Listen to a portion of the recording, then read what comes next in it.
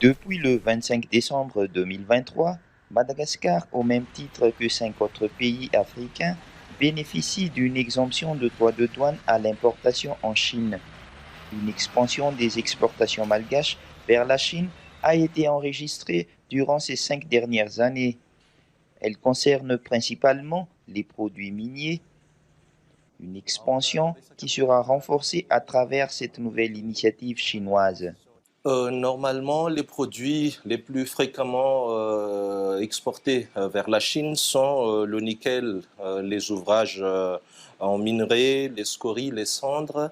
Il y a aussi tout ce qui est autres métaux et c'est surtout les minerais en fait et les produits miniers. Mais en tant que au niveau du ministère de Commerce et dans le cadre de la croissance économique et de la croissance aussi de la coopération avec la Chine, nous projetons d'étendre donc ces produits-là aux produits végétaux qui font le renom de Madagascar, comme le cacao, le girofle, la vanille. Donc si en 2018, le montant des échanges entre la Chine et Madagascar s'élevait à peu près 150 millions de dollars, c'était en 2018. Donc en 2022, ça s'est accru à peu près 500 millions de dollars.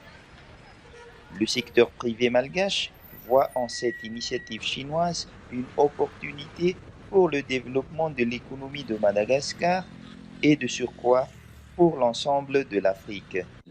Ce qu'il faut dire, c'est que Madagascar est quand même un pays qui dispose de beaucoup de potentiel en termes de matières premières, que ce soit dans le domaine agricole, que ce soit également dans le domaine minier, dans le domaine de l'élevage. Et de ce fait, pour nous, ce qui est bien entendu très intéressant, c'est d'avoir une certaine valeur ajoutée à Madagascar, mais non pas d'exporter tout simplement des matières premières en brut. Donc, de ce fait, cette opportunité peut être saisie justement par le secteur privé malgache pour faire des transformations industrielles ou des semi-transformations industrielles à Madagascar et de pouvoir donc avoir accès au marché chinois. Les industriels malgaches espèrent une coopération avec la Chine pour assurer la mise en place des infrastructures nécessaires à la transformation des matières brutes.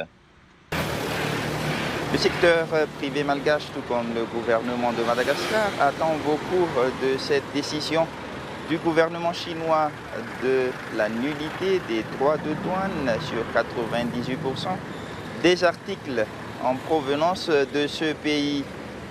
Toutefois, pour arriver à la relance de l'économie malgache, c'est une aubaine pour les différents acteurs de l'économie de Madagascar.